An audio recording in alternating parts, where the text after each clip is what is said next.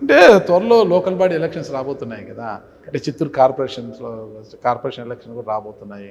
అంటే సీకే బాబు కుటుంబం Chittoor corporation mayor కుర్చీపై కన్నేసింది. అంటే ఆ మేయర్ కుర్చీ పైన కూర్చునేది ఒకవేళ జనరల్ అయితే సీకే సాయికృష్ణారెడ్డి కూర్చుంటారా, సీకే లావణ్య గారు కూర్చుంటారా, ఇంతకు సీకే బాబు కుటుంబానికి మేయర్ కుర్చీ దక్కనుందా అనేది పెద్ద చర్చ జరుగుతుంది. ఈయన లోకల్ బాడీ ఎలక్షన్స్ మీద కన్నేశారు ఏమన్నా? అంటే మీ నాన్నగారి రాజకీయం వచ్చేసి వైస్ చైర్మన్తో స్టార్ట్ అయింది కదా, ఆయన కుమారుడు సాయికృష్ణారెడ్డిది చిత్తూరు మేయర్ కుర్చీ నుంచి స్టార్ట్ అవుతుందా? నాకైతే అట్లేమి ఇంటెన్షన్స్ అయితే ఏం లేవన్నా. ఏదున్నా ఇప్పుడు టీడీపీ అనేది వెరీ డిసిప్లిన్ పార్టీ. ఆ రోజు మాకు ఎలక్షన్ టైంలో పార్టీ ఇచ్చిన డైరెక్షన్స్ ప్రకారం చంద్రబాబు నాయుడు గారు చెప్పిన దాని ప్రకారం ఏం చెప్పినారంటే, లేదు బాబు నువ్వు పార్టీ కోసం చేయాలంటే నాన్న తీసుకున్న డెసిషన్ వరకు we work for the party, ఎక్కడ we didn't take a back step, ఎలక్షన్స్లో ఫుల్ ఫ్లెజ్డ్గా చేస్తాం.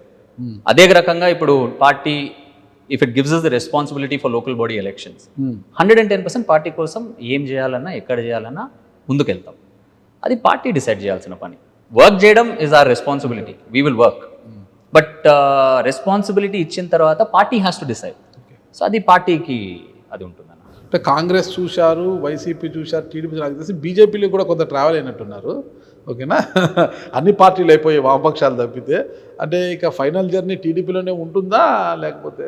ఆ క్వశ్చన్ డౌట్ ఎందుకు వచ్చిందన్న మీకు? అంటే ఎక్కడ కూడా అంటే సీకే బాబు గారి యొక్క మైండ్ సెట్కి ఏ పార్టీ కూడా సెట్ కాదు. ఆ నేపథ్యంలో ఇలా పార్టీలు మారుతూ వస్తున్నారు. ఎక్కడ ఆయన సర్దుకొని పోయే తత్వం కాదు. అంటే మీరు అర్థం చేసుకోవాల్సింది ఏమంటే, రాజకీయాల లౌక్యం మాత్రమే ఉండాలి, వేరేది ఉండకూడదు. ఆ లౌక్యం కాస్త దూరంగా ఉంటుంది, ఆ లౌక్యానికే కొద్దిగా దూరంగా ఉంటారు సీకే బాబు గారు. సరే అట్లే అనుకుందాం, మీరు చెప్పేదే కరెక్ట్ అనుకుందాం. ఆ లౌక్యం లేని దానివల్లే ప్రజల్లో ఇంత మంచి పేరు ఉందని అనుకుందాం.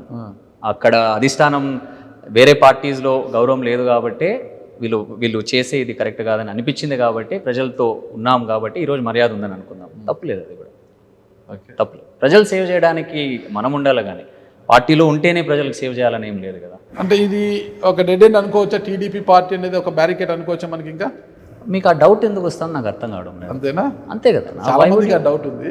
ఎందుకన్నా వై ఇస్ దేర్ డౌట్? అంటే ఈరోజు టీడీపీ అంటే 2024 ఎన్నికల్లో ఇక్కడ ఎమ్మెల్యే అభ్యర్థిగా గురజాల జగన్మోహన్ గారి విజయానికి టీడీపీ సీకే బాబు గారి యొక్క బలాన్ని వాడుకుంది.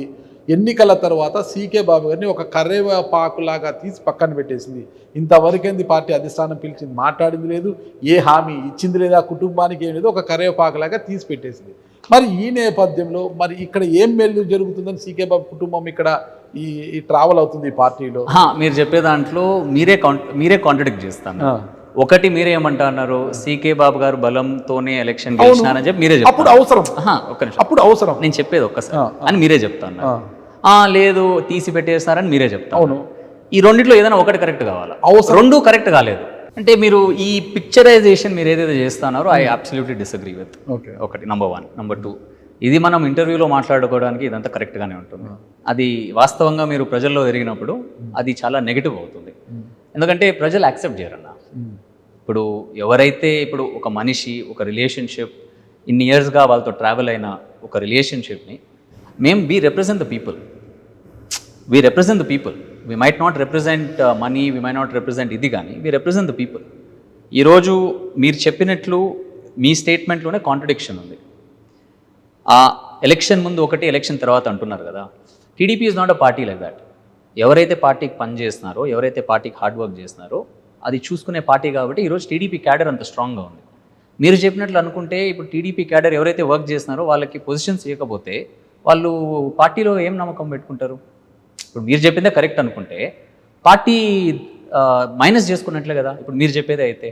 అంటే ఇక్కడ ఒకటే ప్లస్లు మైనస్లు అనేది ఎలక్షన్స్ తర్వాత కనిపించవు. ఎలక్షన్ మళ్ళా ముందు వచ్చినప్పుడు మాత్రమే కనిపిస్తాయి. అదే నేను చెప్పింది, ఏరు దాటేంత వరకు ఓడమల్లన్నా, ఏరు దాటిన బోడి మల్లన్న అనే పరిస్థితి. ఈరోజు రాజకీయంగా నాన్న తెలుగుదేశం పార్టీలో ఉన్నప్పటికీ ఆయనకున్న ప్రాధాన్యత ఏంటి? ఆయన కోసము గొడవల్లో కాళ్ళు పోగొట్టుకున్న నరసింహ అనే ఒక వ్యక్తి ఈరోజు ఏదో కాళ్ళు పోగొట్టుకున్నది సూర్యన్న. ఓకే, నరసింహ అనే అతను ఎలక్ట్రీషియన్ ఎలక్ట్రీషియన్. వాళ్ళకు సంబంధించి ఒక ప్లాట్ మురకంబట్టు దగ్గర ప్రభుత్వము ఒక ప్లాట్ ఇస్తే ఆ ప్లాట్ని ఒక టీడీపీ నాయకుడు కబ్జా చేశాడు. ఓకేనా. ఆ కబ్జా చేశాడని వాళ్ళు వచ్చి నాన్నకు చెప్పుకున్నా కూడా ఆ కబ్జా నుంచి విడిపించలేని పరిస్థితి ఉంది అని అంటున్నారు అనమాట. ఇప్పుడు ఎవరు ఉన్నారు బయట పబ్లిక్, ఇదైతే నాకు ఐడియా నోటీస్ అయితే రాలేదు. అంటే పార్టీలోనే ఉన్న ఆ నాయకుడికి ఆ నాయకుడిని నమ్ముకున్న ఒక కార్యకర్తకు అన్యాయం జరిగితేనే న్యాయం చేయలేని పరిస్థితిలో ఉంటే ఇక సీకే బాబు గారికి టీడీపీలో ఉన్న ప్రాధాన్యత ఏంటి? మరి ఆయన కుమారుడుగా ఉన్న సీకే సాయికృష్ణారెడ్డి గారికి ఏముంటుంది? తాను దూర సందు లేదు, తన మెడకు ఒక డోలా అన్నట్టుగా ఆయన పెద్ద ఆయనకే సరైన ప్రాధాన్యత లేదు. మరి ఆయన కుమారుడు ఎలా ట్రావెల్ అవుతారు ఈ టీడీపీలో? సరేనా, మీరు చెప్పేదే కరెక్ట్ అనుకుందాం. ఓకే, మీరు చెప్పేదే కరెక్ట్ అనుకుందాం. రేపు లోకల్ బాడీ ఎలక్షన్స్ వస్తాయి, మేము చేయాల్సిన పని మేము చేస్తాం. అప్పుడు ప్రజల తీర్పే చెప్తుంది కదా, మీరు చెప్పినట్లు మనకు ప్రాధాన్యత ఉందా లేదా అనేది ప్రజలే చెప్పని. ఆ రోజు మీరు చెప్పండి కరెక్టా కాదా అనేది. మీరు కరెక్ట్ చేసుకుంటారా, మేము కరెక్ట్ చేసుకుంటామా, ప్రజలు కరెక్ట్ చేసుకుంటారా అనేది అప్పుడు తెలుస్తుంది. అంటే ఇప్పుడు మీరు ఇప్పుడు నేను చెప్తే కూడా మీరు యాక్సెప్ట్ చేసే దీంట్లో లేరు కాబట్టి నేను ట్రై చేయట్లేదు. నేను చెయ్యను. నాయకుడికి మంచి గుర్తింపు వచ్చి నాయకుడు గొప్పగా ఉంటే కదా తను నమ్ముకున్న క్యాడర్కి ఏమైనా చేసేకి. కరెక్ట్. మరి పార్టీ ఏం చేస్తుంది? ఈ రోజు వరకు సీకే బాబు గారిని పిలిపించి, బాబు ఇది విషయము, నువ్వు గెలిపించావు, నీకు ఇది చేస్తాం, ఒక ఎమ్మెల్సీ ఇస్తాం, లేదంటే ఒక పెద్ద కార్పొరేషన్లో ఒక మంచి చైర్మన్ ఇస్తాం, నువ్వు చిత్తూరు జిల్లాలో ఒక నియోజకవర్గం ఇన్ఛార్జ్ మనీ చూసుకో అనేది ఒక హామీ లేదు. సరే, నీ కుమారుడు, నువ్వు రాజకీయాలు ఇంట్రెస్ట్ లేదు, నీ కుమారుడిని మేము పికప్ చేస్తామంటే లోకేష్ గారి ఎంతో వచ్చి యువరక్తాన్ని ఆయన ఎంకరేజ్ చేస్తున్నారు. లోకేష్ గారు హామీ ఇయ్యలేదు అని మీరు చెప్పడం కరెక్ట్ కాదు. ఎందుకంటే ఇచ్చినారా లేదనేది మీకే తెలియదు. అదే చెప్తాను, మీరు చెప్పలేరంటారు, మీరు చెప్పలేరంటారు. నాకు తెలియదు అని చెప్పిన, నాకు తెలుసు అని చెప్పలే, మీరు తెలిసినట్టు చెప్తా ఉన్నారు. అది కరెక్ట్ కాదంట. మరి ఇచ్చి ఉంటే మీకు తెలిసింది ఏందో చెప్పండి. అదే అన్న నేను చెప్తే మీకు ఒకటి ఆ హామీ సంగతి మీకు కూడా తెలియదు. నెంబర్ 1. నెంబర్ 2, నేను లోకేష్ గారిని కలవడం జరిగింది 2 సార్లు కలుస్తున్నా. ఒకసారి లోకేష్ గారితో మాట్లాడి మళ్ళీ నాన్నని కూడా పిలుచుకొని పోయి మాట్లాడించడం జరిగింది. లేదన్నా ఖచ్చితంగా చేస్తాము, నేను ఫాలో అప్ చేస్తానని చెప్పి చెప్పినారు. లోకేష్ గారు మనకు స్టేట్కి బిజినెస్ తీసుకోవడంలో కొద్దిగా బిజీగా ఉన్నారు. అసెంబ్లీ సెషన్స్ జరుగుతున్నాయి, కలుస్తాము, సార్ని కూడా మాట్లాడతాము, ఏమనేది మాట్లాడుకొని వచ్చి ఫస్ట్ మీకే చెప్తా. మీ క్లారిటీ మీకు వచ్చిందంటే మీతో వాళ్ళంతా ఓకే ఉంటారని చెప్పి ఫస్ట్ మీకే చెప్తా. ఫస్ట్ ఫోన్ మీకే చేస్తాను. ఎందుకంటే ఇక్కడ ఉన్న ఎమ్మెల్యే కూడా యంగ్స్టర్ అనమాట, గుర్జాల జగన్మోహన్ గారు. అంటే సమాంతరంగా ఇంకొకరు ఎదిగితే మాత్రము తనకు థ్రెటన్ అవుతారు, వాళ్ళు ఎదగనివ్వరు.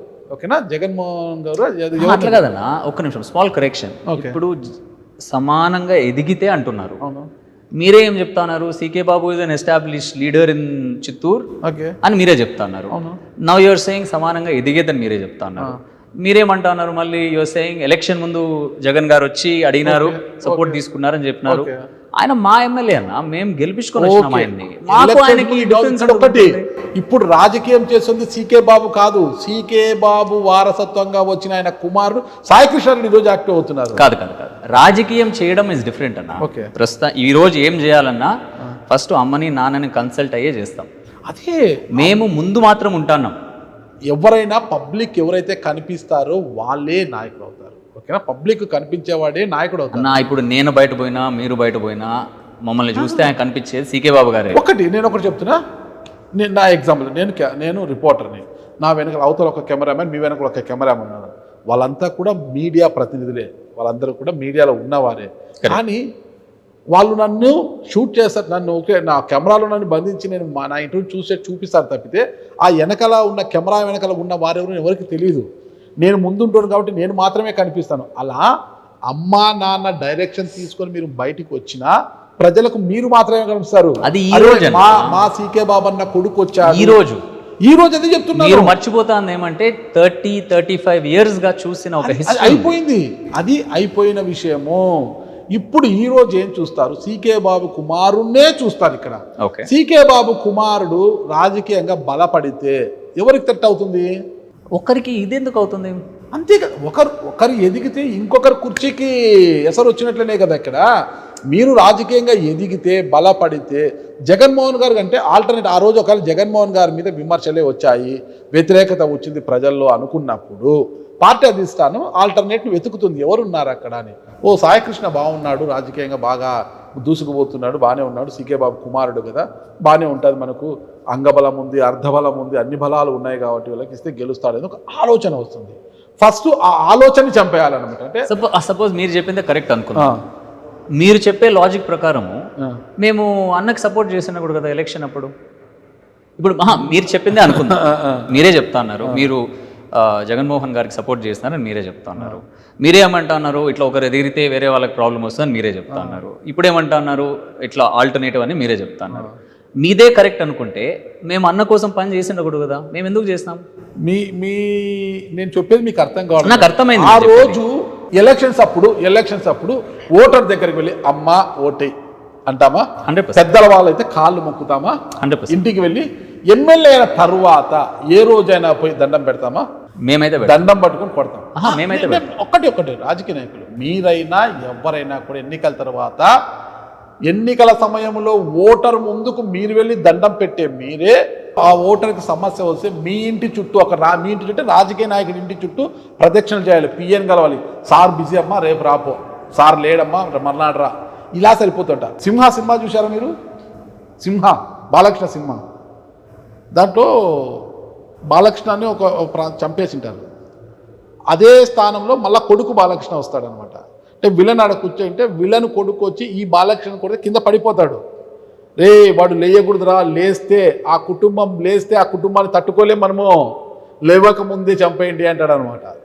అంటే లేస్తే తట్టుకోలేరు, లేవక ముందే వాళ్ళని అక్కడే అంతమందించాలి. అలాగా సీకే బాబు కుటుంబం రాజకీయంగా బలమైన పునాది ఉంది కాబట్టి కొడుకు కొంత అట్లా ఊతం ఇస్తే కొడుకు లేచి కూర్చుంటే ఇతరులకు ప్రమాదము. ఆ నేపథ్యంలో టీడీపీలో సహకరించే పరిస్థితి లేదు, వైసీపీలో పెద్దిరెడ్డి వారికి తలొగ్గి పనిచేసే కుటుంబం కాదు సీకే బాబు కుటుంబాన్ని. ఈ రెండు ఇబ్బందుల్లో ఆయన కుమారుడైన సాయి కృష్ణారెడ్డి రాజకీయంగా ఎలా నెట్టుకొస్తారు? ఇప్పుడు మీరు చెప్పే ఈక్వేషన్లు ఇవన్నీ పొలిటికల్గా ఏదో పదవి కోసం చేసే ఈక్వేషన్. నేను వెరీ క్లియర్ అన్నా, మీరు చెప్పినట్లు ఫౌండేషన్ స్ట్రాంగ్ ఉంది. మా కార్యకర్తలు మీరు చెప్పినట్లు 10 yearsగా వెయిట్ చేస్తున్నారు. వాళ్ళకి ఏం పని కావాలన్నా దగ్గరుండి చేసే బాధ్యత నాది. నేను ఈ రోజు పోయి కూర్చోవాలా, అది చేయాలా, ఇది చేయాలని ఏం లేదు. నా కాన్సెప్ట్ ఇస్ వెరీ క్లియర్. కార్యకర్తలు ఉన్నారు, వాళ్ళకి పనులు జరగాల. ప్రజలు ఉన్నారు, వాళ్ళ దగ్గర ఉండాలా. ఏది ఉన్నా ఇక్కడ ఏదైతే బిల్డ్ అయిందో దాన్ని ముందుకు తీసుకెళ్లాలా. దీనివంతా నేను ఏమైతే చేయాలో నేను అది చేస్తా. ఇప్పుడు ఎలక్షన్ కోసం క్యాంపెయిన్ చేయాలంటే క్యాంపెయిన్ చేస్తా, పార్టీ ఏదైనా రెస్పాన్సిబిలిటీ ఇస్తే అది ఫుల్ఫిల్ చేస్తా. అట్లే అనేసి మీరు చెప్పినట్లు అంత కాంప్లికేటెడ్గా ఆలోచించి నిస్సహాయపడిపోవడం అనేది ఈజ్ నాట్ మై కాన్సెప్ట్. ఎవరు ఎక్కడ ఎదగాలన్నా ఆపోజిషన్ అనేది ఉంటుంది. ఇక్కడ కాదు ఈ ప్రపంచంలో ఎక్కడైనా. ఇప్పుడు మీరు ఎదగాలంటే కూడా మీకు కూడా ఆపోజిషన్ అనేది ఉంటుంది. బట్ మీరు వచ్చినారు ఎందుకు? మీలో ఏదో క్రెడిబిలిటీ ఉంది, క్లారిటీ ఉంది. ఇప్పుడు మాకు క్రెడిబిలిటీ ఉంది, క్లారిటీ ఉందని నేను అనుకుంటా అన్నా. ఈరోజు కాకపోతే రేపు రెస్పెక్ట్ వస్తుందని నేను భావిస్తా అన్నా. జరిగినప్పుడు జరుగుతుంది, జరగకపోతే జరిగేంత వరకు ట్రై చేస్తాం. దాంట్లో ఇంత కాంప్లికేటెడ్గా తిప్పి ఆలోచించాల్సిన అవసరం లేదని నేను అనుకుంటాను.